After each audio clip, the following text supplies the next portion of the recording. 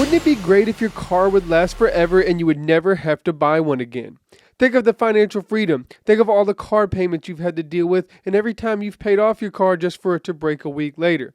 While it seems impossible to keep a car alive forever, it is possible. And if the crackhead down the street can keep his old beater alive forever, you can too. I see it way too much where people are upside down in broken cars that aren't worth the money and that were never going to last. So to prevent this from happening anymore, in this video, I'm going to give you my 5 best tips to keep your car alive forever. Or at least 300,000 miles, which is still pretty long. Now, no car is made the same, so my first tip to get a car to last forever is to buy a car that will literally last forever. And you'll have to do your own research and figure out what cars are good and what cars are bad so you know which ones to stay away from. So when you're looking to buy a car, you got to know what you want before you go out to the dealership. You can get out to the dealership and you don't know what you want. The salesman has the opportunity to convince you to buy something that you probably shouldn't.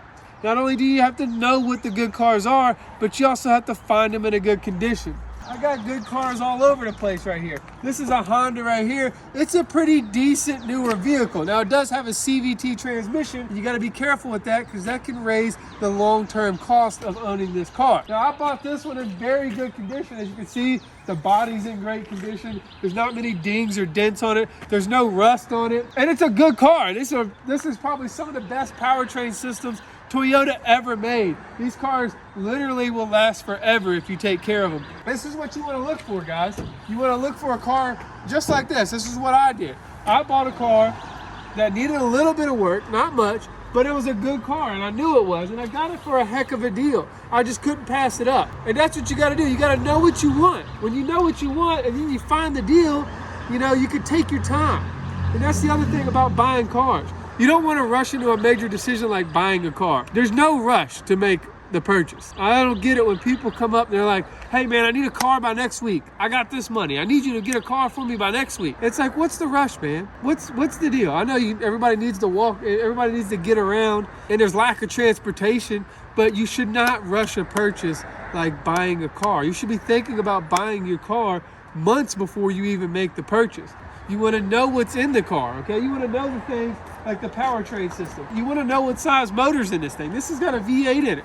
If you were just to walk up onto it and the salesman was trying to sell you on it, you would have no idea this thing had a V8 in it unless you were a mechanic or you knew a little bit about cars. And you want to know what's powering your car when it's going down the road. How long does it last? How much money does it cost to fix if and when it does break? And how much maintenance does it require? And if there are any recalls on it. I can't sit here and tell you to go buy a 3rd gen 4Runner. I can. That doesn't mean if you buy a 3rd gen 4Runner, it's going to be the best car you ever had, because every 3rd gen 4Runner is different. This thing has only had 2 owners. You could have a 3rd gen 4Runner that's had 5 owners. It's been through a whole lot more abuse than this one has. I could tell you to go buy a 3rd gen 4Runner, but I don't know the 3rd gen 4Runner that you're buying. I don't know the car that you're buying. You're going to have to look at the car as well to make sure it's going to last as long as possible. Now, if you do your research and you find you have a car that's probably not going to make it to 300,000 miles or more, then you probably want to get rid of that car as soon as possible, especially if it's driving in a good condition right now. Once you get rid of that piece of junk, buy you a good car that is known to last. Now, my second tip to make your car last as long as possible is just to do regular maintenance and take care of your car, because when you take care of your car, it'll take care of you. Now, the basic maintenance you have to start with is simply changing your oil every 3,000 to 5,000 miles. In addition to that, you want to change your transmission fluid every 30,000 to 60,000 miles. And you want to make sure you change your coolant at about the same rate as the transmission fluid. And if you're driving an old Honda or Toyota that has a timing belt, you want to make sure you get that timing belt changed out probably as soon as you purchase the car. If not, you want to get it changed out within 60,000 miles of you changing the car, and then every 60,000 miles thereafter that. Now, timing chain engines are a little different. You could probably go 100 to 150,000 miles before changing the timing chain. Now, keeping up with the maintenance on your car is something that people just don't see the value in really anymore. I mean, basically people will just do oil changes and that's it. And I see videos all the time on the internet. People buy brand new cars They never change the oil in them. They bring them back with 40,000 miles and they got some engine failure. The car is only going to take as good of care of you as you take care of it. If you take care of your car, it'll take care of you. Most of the time when I end up buying cars, it's because people didn't take care of them. That's what happens. It ends up in the hands of a guy like me. Then I try to revive it and give it back to somebody that actually will take care of it. This truck runs fine. It drives fine. There's no check engine lights on it. Motor's great. It's only got 109,000 miles on it. But it is dead in the water. It is not legal to drive. It is not safe to drive at all. You take a look at it, you're like, what are you talking about? You can start to see the problem right here. That's rust. That's cancer. This truck has cancer, and it has a lot of it. Now, the reason it has rust is because this truck came from West Virginia or somewhere up north, like Ohio or some bull crap. And when you're driving on those roads up north, and they put all this salt on the roads, it gets on the tires and it'll just fling it up into the fenders. And you can look back there and you can see that the leaf frame's rusting out. There's a couple spots on the frame. You can also tell that somebody tried to paint this frame and save it, but it looks like it was a little bit too late and you end up with a dead truck. Now, if somebody would have, anytime it snowed and you got salt on the road, they'd have just took it to the car wash and rinsed off the frame, this truck would still be driving by whoever owned it. Whoever probably bought it brand new. It's probably a one-owner truck. It'd still be driving it. But I can tell you, this thing was probably up in the mountains in West Virginia. Every winter, they just coat the roads in salt. And salt will just eat away metal, just slowly but surely. So step 2 is simply just taking care of your car, making sure it's maintenance, making sure you have everything taken care of and everything solid underneath of it while you're driving down the road. And step 3 of making your car last to 300,000 miles kind of follows the same guidelines. You want to drive your car moderately if you want to make it to 300,000 miles. If you've ever ridden with somebody and they're always complaining that they have car problems, and you get in the car and they drive like,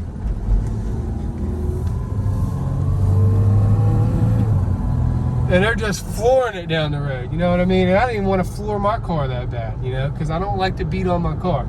But that's why they're always having car problems. They're, oh, this car sucks. And then they're flooring it. It's like they're drag racing every time they drive down the road. If you want your car to last, you want to drive your car like it was made to be driven.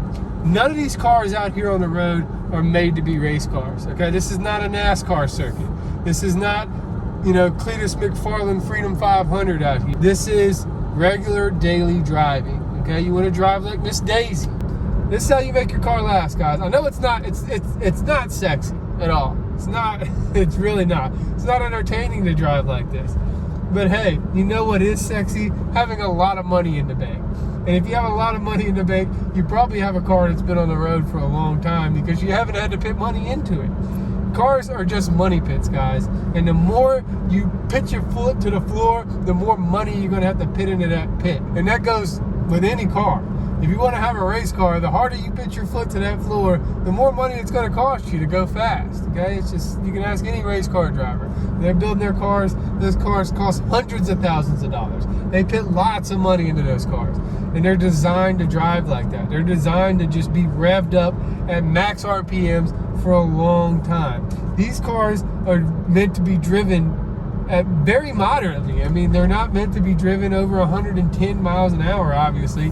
I mean, if you got 160 on your dash, that's crazy to me because there's no reason for you to ever drive 160 miles an hour on an American highway. I laugh at people when they come in and they're like, yeah, man, my car's making a really bad noise at 80 miles an hour. And I'm like, well, go at 70. These cars will do 80, especially, this car will do 80 downhill. But you got to drive your car moderately. You don't want to accelerate hard. It's okay to go a little fast, but you don't want to accelerate hard and you don't want to brake hard. That's the main thing. It can sound silly, and I know a lot of people are going to disagree with me on this, but if you run your car too hard, it simply won't last as long. Every car is going to break at some point. It doesn't matter the make, it doesn't matter the model, it doesn't matter how much you drive and how little you drive. At some point, something's going to break, and when that thing happens, you want to get it taken care of as soon as possible, because the longer you wait, the more money it's going to cost you. So tip number 4 is don't procrastinate. Procrastination is a killer of, motivation, and not just that, but cars as well. You get home, You pull in your driveway and you look in the spot next to you and your spouse's car's not home yet, but you notice there's a couple oil spots sitting there. And you're like, well, we'll have them look at it next time we take the oil change. And then 2 weeks later, your wife's like, the car's starting to make a little funny noise. And then lo and behold, it's been leaking transmission fluid or motor oil, and something catastrophic has gone wrong inside of it. Now you gotta spend thousands of dollars. That's where procrastination will kill you. Let's do another scenario. You're driving to work one morning, you're a little tired, you got the eyes in your face, and you're driving down the road, you hit a pothole, boom! And it sounds a little rough the rest of the day while you're driving your car. So you're like, should I take it to the mechanic? Should I not? You're kind of debating it because you're kind of short on cash. And you decide not to take it to the mechanic. And 2 weeks later, you're driving down the road and you hit another little bump and the tire falls flat on the ground because the ball joint's bad, and bam. Now, you probably got some significant fender damage and other stuff going on. And not to mention, your car's going to have to go to the shop and you're still going to have to pay money. Probably more so now because you let that ball joint go completely bad and now it's taking out a couple other things. Procrastination won't just kill your engine, it'll kill your other stuff too. It'll kill your suspension components, it'll kill your tires if you don't get your alignment checked and stuff like that. It'll just cost you money, it'll wear out your car, and it will make it where it will not last forever. So don't procrastinate. It's as simple as just taking your car in to get a look at and taken care of by the mechanic to make sure you don't have things happen like major powertrain failures. Which brings me to my fifth and final point. If you want your car to last long term, you need to have a good, trustworthy relationship with a good mechanic. And out of all the things I've talked about in this video, this is probably the number one thing that's the hardest to find.